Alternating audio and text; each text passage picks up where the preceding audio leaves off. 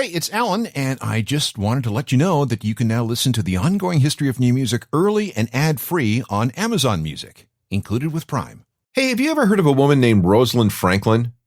Probably not, but you can draw a line from today's COVID vaccines all the way back to her in the 1950s. She conducted some serious research into the makeup of RNA molecules. Rosalind also did some groundbreaking research into the structure of DNA molecules. And without her, Jim Watson and Francis Crick may not have discovered how DNA was constructed. They would go on to win the Nobel Prize in 1962, but was Rosalind ever given the credit she deserved? No. What about Grace Hopper? Does that ring any bells? Back in the 1940s, Lieutenant Grace Hopper invented some computer programming techniques used by the Army during World War II. This was the basis of Cobol, the computer language still used by business, finance, and administrative software today. Okay, it doesn't help. Okay, let's try Susan Kare. No? Well, she's the one who came up with the trash can icon and the command key on Mac computers. She was integral to making the Mac operating system as user-friendly as possible. Okay, here's a name I think you'll know. Hedy Lamarr, famous actress from old Hollywood in the 1930s and 40s and the one-time date of Howard Hughes, right? But she also worked with a guy named George Antheil to come up with a radio frequency hopping technology that made today's Wi-Fi, cellular phones, Bluetooth, and GPS communication possible. In fact, some people call Hedy Lamarr the mother of Wi-Fi. But does she get appropriate credit for that? No. Those are just a few of the unsung heroines of technology. They changed the world. And there were so many more in other fields, too. Back in the late 1800s, Nellie Bly became the first investigative female journalist. Effa Manley was the first woman to own a sports team. That was back in the 1930s. Beulah Henry was nicknamed Lady Edison because she was such a prolific inventor. And while we all know about Joan of Arc, what about Matilda of Tuscany? Yeah, she had a 40-year military career and successfully led troops against the Holy Roman Emperor again and again and again almost 1,000 years ago. Unsung heroines from history. There are similar stories from the world of music. Women who changed things so much but have given so little credit. Let's see if we can't do a little bit to fix that. This is the Ongoing History of New Music podcast with Alan Cross. Hello again, I'm Alan Cross, and welcome to Driven by Her, a special new podcast series from the Ongoing History of New Music, presented by our friends at Porsche Canada. Porsche was founded on the pursuit of a dream, much like the careers of some of the women who will be featured as part of these podcasts. These are trailblazers, hitmakers, dynamic, driven women who would not take no for an answer, and they changed the face of music in the process. And on this episode, you're going to hear about more than a dozen women who should be better known because of their contributions to music, but for whatever reason, are not. We'll start in the 1920s with a woman who had a good career with 4 dozen blues recordings made in the 20s and 30s. Trixie Smith was also an actor and vaudeville performer. In September 1922, she made a record with a band called the Jazz Masters, and this record was called My Man Rocks Me with One Steady Roll. And as far as anyone can tell, this song, which is about sex in case you missed the memo, is the first example of the use of rocking and rolling to be used in a secular song.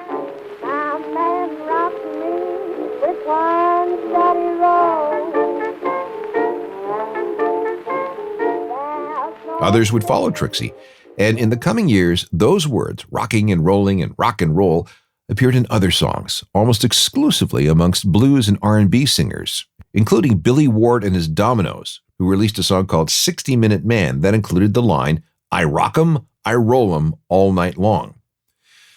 Now fast forward about 30 years. Alan Freed was a disc jockey working at WINS in New York City. He'd become famous referring to himself as Moondog and King of the Moondogs.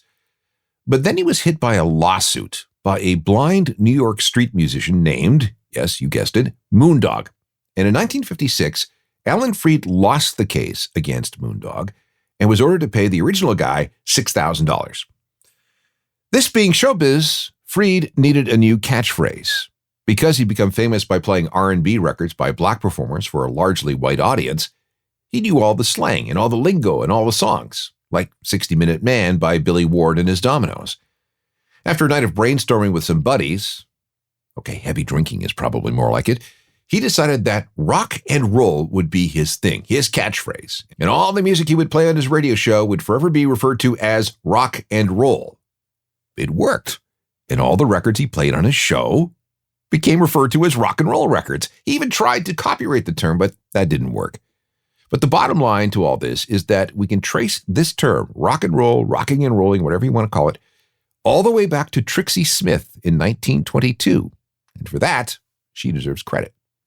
Next up is another singer from almost 100 years ago. Ma Rainey was a blues singer who toured through the U.S. South in the 1920s and 30s. She had a big voice and also a style that sometimes involved a little moaning. And she was one of the first women to record music that she actually wrote herself. In addition to being a recording artist, she was also a band leader, a promoter, and later the owner of a music venue. She was a one-woman music industry. Plus, she was a big, black, queer woman. Her teeth were capped in gold. Her makeup was thick as contemporary goths would wear. And she was very open about how her preferences lay with women. Again, this is the 1920s. You just didn't do any of this stuff. Over the decades, Ma Rainey was reduced to a cult figure. Only people who knew the blues knew of her. Oh, and Bob Dylan, who name-checked her in his song Tombstone Blues. And it really wasn't until the movie Ma Rainey's Black Bottom in 2020, which was based on a 1982 theater production, that more people learned about her. Try this sample. This is Ma Rainey with Boll Weevil Blues. Hey, Boll Weevil, don't sing them blues no more. I want to bring up one more early blues singer. Memphis Minnie has been called by some as, wait for it, the original punk rocker, because she sang louder and played her guitar harder than most anyone else back when she started attracting attention in the 1930s. You did not mess with Memphis Minnie. She always had her pistol and she always had her pocket knife. Try anything and she'd threaten to shoot you or cut you. And when she played, she chewed and spit tobacco. I mean, total badass. Have a listen to this. Does it sound familiar? If it keeps on raining, levee's going to break. If it keeps on raining, levee's going to break.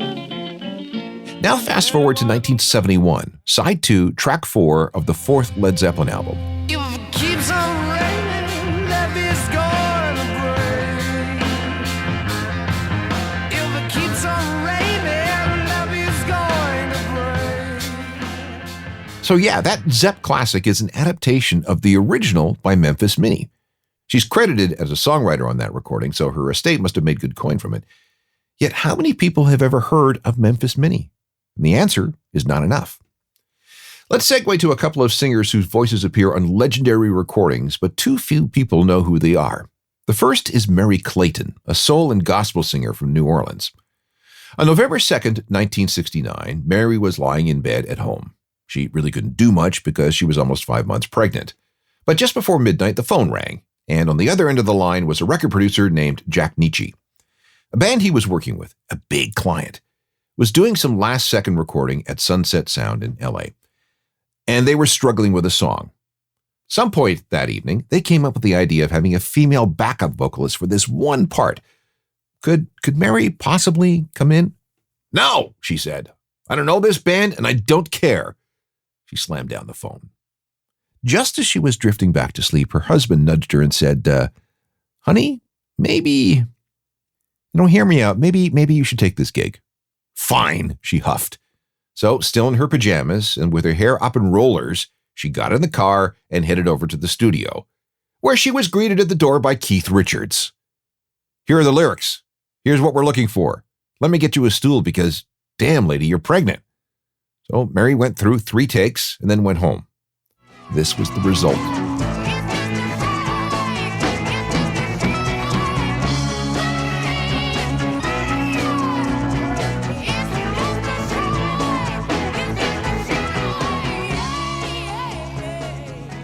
That has gone down in history as one of the great guest vocals on any record. And if you listen carefully, you can hear Mick Jagger give out an impressed woo when Mary's voice cracks on the word murder in that one part. Her performance makes that song, yet she was paid just a standard studio singer fee for her work. There is a dark side to this, though. The next day, Mary miscarried. She and her husband lost a little girl, and Mary thinks it might have happened because of the lateness of the hour and the strain she put on her body with that performance, and she wasn't able to listen to Gimme Shelter for years. Mary has also appeared on plenty of other legendary recordings. Sweet Home Alabama by Lynyrd Skynyrd, Feelin' All Right by Joe Cocker, Tori Amos, Coldplay, Ringo Starr. She's also recorded albums of her own and appeared on the London stage in the role of the Acid Queen in a production of The Who's Tommy. Oh, and one more thing. On August 16, 2014, Mary was involved in a serious car crash in L.A. Her injuries were so bad that she lost both her legs. They were amputated below the knees. But she continues to record, both as a solo artist and as a backup singer. The story of Claire Torrey is somewhat similar. In 1973, Pink Floyd was working on their 8th studio album at Abbey Road Studios in London. Keyboardist Richard Wright had come up with a chord progression that he provisionally called the Religion Song, or the Religious Section, or the Mortality Sequence. And this formed the basis of a song that would end side 1. When you listen to it, it's supposed to represent a person who is dying. The first half of the song is denial and rage, but then it transforms into acceptance and peace as the person fades away. It was originally played on an organ, but by September 1973, the arrangement had moved from organ to piano. It was nice, but it needed something. Some sound effects, maybe? Some recordings of NASA astronauts communicating with ground control were tried, but that didn't work. The engineer for these sessions was Alan Parsons, and he had an idea of having a woman singer come in and wail over these sequences in ways that would express denial, rage, and acceptance. He called up Claire, whom he knew as a backup singer. When she arrived on a Sunday afternoon, she was told that there were no words. She was just to listen to the music, to feel it, and then just let her rip. Improvise, don't hold back, make it up, long notes, pretend you're a musical instrument. And that was the sum total of the direction she was given. And what came out was extraordinary.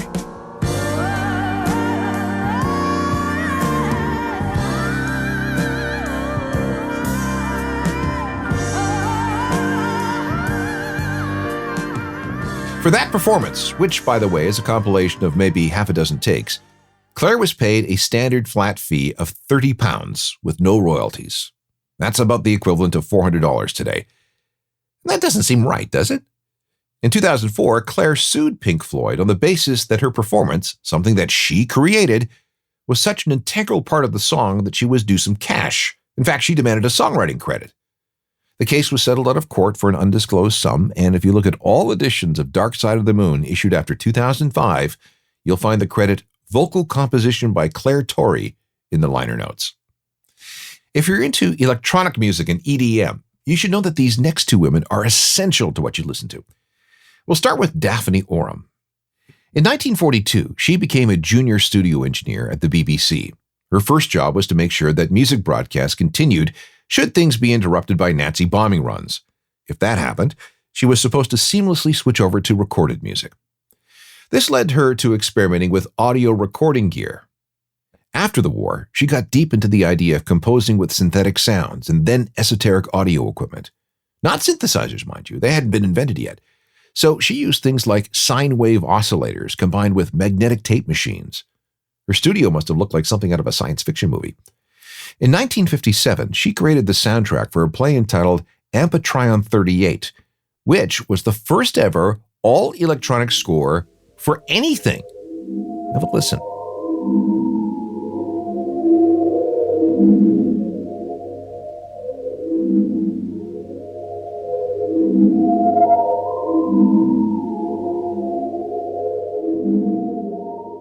Once she convinced the BBC to establish an electronic workshop, they call it the BBC Radiophonic Workshop, more experimentation followed.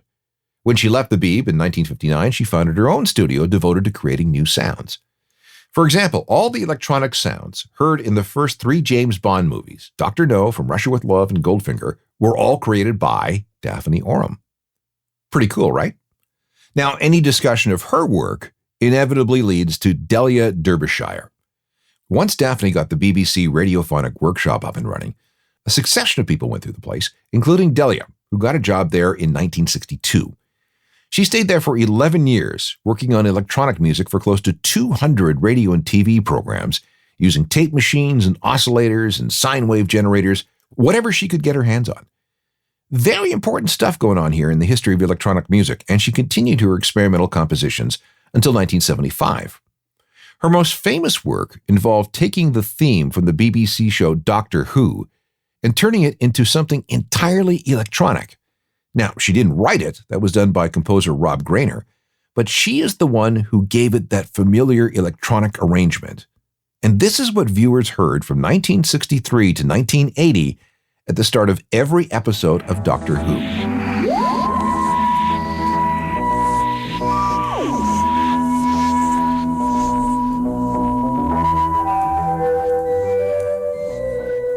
One of the most famous TV theme songs ever, courtesy Delia Derbyshire and the BBC Radiophonic Workshop. The next woman's story is beyond extraordinary. Wendy Carlos, originally known as Walter, was a physics and music major at Brown University and later at Columbia University in New York, where she got a master's degree in music composition. This led to a stint with the Columbia Princeton Electronic Music Center, where engineers were working on a new thing called a synthesizer. She worked carefully with Bob Moog, offering a musician's perspective on how his new electronic instruments should look and feel. A keyboard, for example, before Wendy came along, that wasn't part of the plan. The feel of the individual keys when pressed, that kind of thing was also important. By 1966, she was using an early Moog synth to create sound effects and jingles for radio and TV. In 1967, she was given the opportunity to record some classical music as a way of demonstrating this new technology. The goal was to show that synths could be used for more than just bleeps and boops and sound effects. The result was an album entitled Switched On Bach, 10 pieces by Johann Sebastian Bach, and everything was played on a giant modular synthesizer unit supplied by Bob Moog. It took forever to record back then because the synth was only capable of playing one note at a time, and programming each sound was a lengthy process of using switches and knobs and dozens of patch chords. Here's Wendy demonstrating the Moog for the BBC. Let me try and show you how we get some of these sounds. First of all, none of them exist as a particular sound as they would on an electronic organ. There's no magic button marked trumpet or violin or drums. You have to build every sound. And to start to build these sounds, you have to start with something pretty simple. And here are the simple things we start with. There are 5 of them. The simplest one of all is something that any lab technician must have seen at one time or another. It's called a sine wave. It's very smooth, very flute-like. A little bit more complicated wave is called sawtooth, and it's called sawtooth because on an oscilloscope screen it looks just like a sawtooth. And this one is a little richer, a little reedier, and it resembles a lot of sounds found on home electronic organs. Something in between those last two, and a very useful sound indeed, is something called triangular, and it's kind of a pointed sine wave. So you can see it's a little brighter than a sine wave. This one's called pulse wave, and I'm just going to show you how it swings into a thing called square wave. It's up, down, just like a switch. If you flip a switch, you're making a pulse wave. If it's an even off, on, then it looks, on an oscilloscope, very symmetrical, and it's called a square wave. And if I take the time that it's on and make it different from the time that it's off, it changes quality. Listen to it. I can't imagine how many overdubs were required to make something like this, especially considering that it was recorded on an 8-track recorder that had to be custom built. I've heard that it took 5 months and over 1,000 hours in the studio.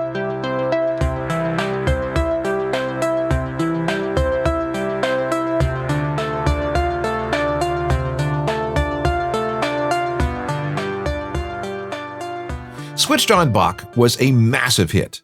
Not only was it commercially successful, but it drew attention to the capabilities of the synthesizer and the possibilities for electronic music. And when Stanley Kubrick was looking for a futuristic score for his 1971 movie A Clockwork Orange, he hired Wendy.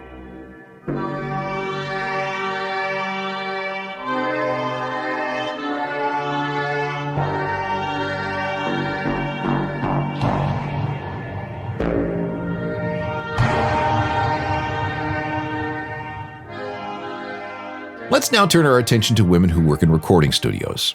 The percentage of women who work as producers and engineers is, and there's no way around it, dismal. Way less than 10% of all positions. I've heard the number 2% quoted.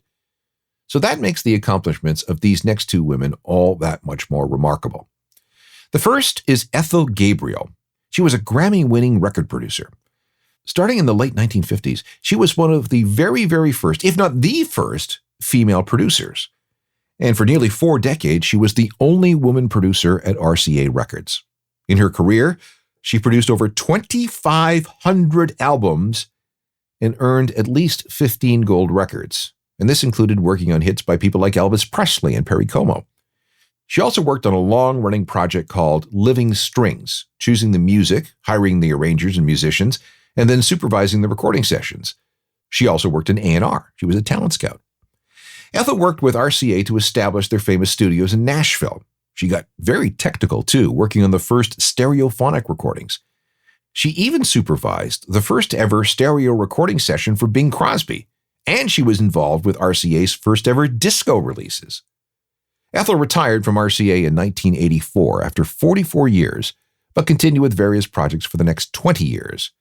She died in 2021 at the age of 99. You can draw a straight line from Ethel to Sylvia Massey, who began by recording punk bands on the cheap. By the end of the 1980s, she was living in Los Angeles and managed to get a job as a staff engineer at a studio in West Hollywood. That led to more engineering and production jobs, leading up to producing 2 Tool projects, Opiate and Undertow. Since then, she's worked behind the board for Aerosmith, Prince, Bobby Brown, the Red Hot Chili Peppers, Slayer, Tom Petty and the Heartbreakers, Cage the Elephant, Johnny Cash, a Taylor Hawkins solo project, System of a Down, the Smashing Pumpkins, the Black Crowes, and the Beastie Boys. Sylvia owned her own studio for years, a place booked by Sublime, Econoline Crush, and dozens of others.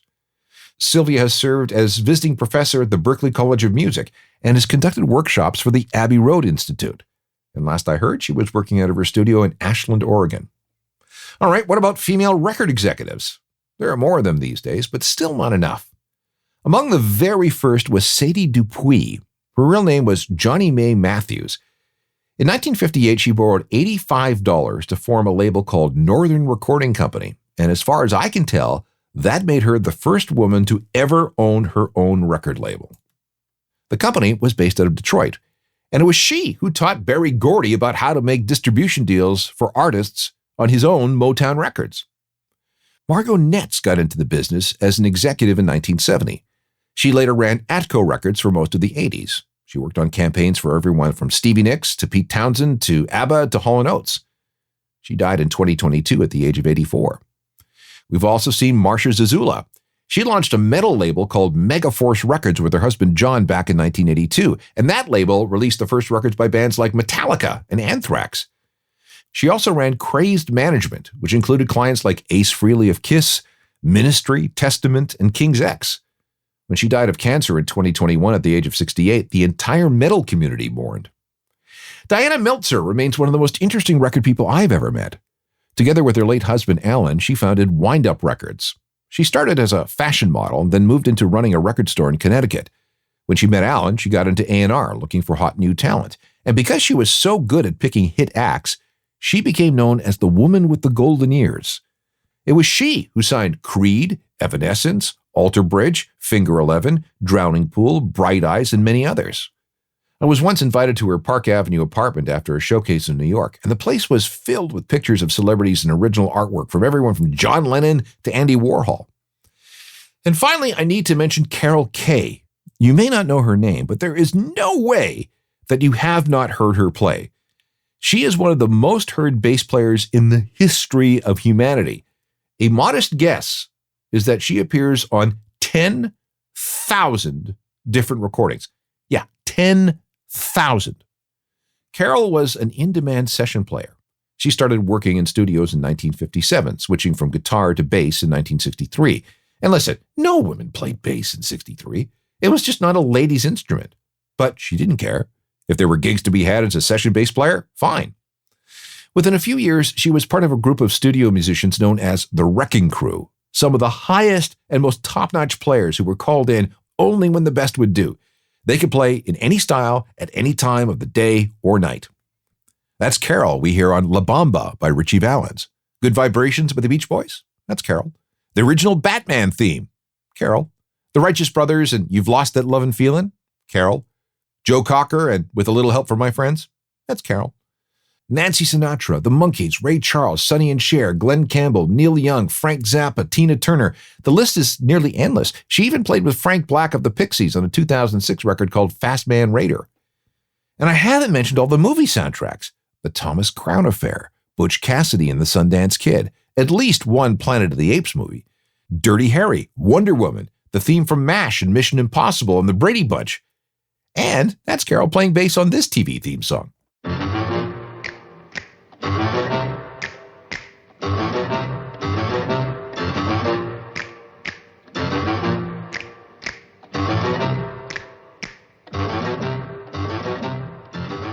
The Addams Family theme, with bass parts from Carol Kaye, possibly the most heard bass player in the history of recorded music. All the women mentioned in this program deserve more attention for their contributions, and there were many, many others that did not make this list. Bottom line is that too many women have been historically marginalized, and their contributions either played down, ignored, or claimed by other people. But one thing is clear. They were all driven to do what they needed to do, no matter what was in their way. I hope you enjoyed episode 3 of Driven by Her, a special new podcast series from the Ongoing History of New Music, presented by our friends at Porsche Canada. Join me next time for a look at more trailblazers and hitmakers, these dynamic women who live by their own rules and change the face of modern music around the world along the way. Technical productions by Rob Johnston. Talk soon. I'm Alan Cross. You've been listening to the Ongoing History of New Music podcast with Alan Cross. Subscribe to the podcast through iTunes, Google Play, Stitcher, Spotify, and everywhere you find your favorite podcasts.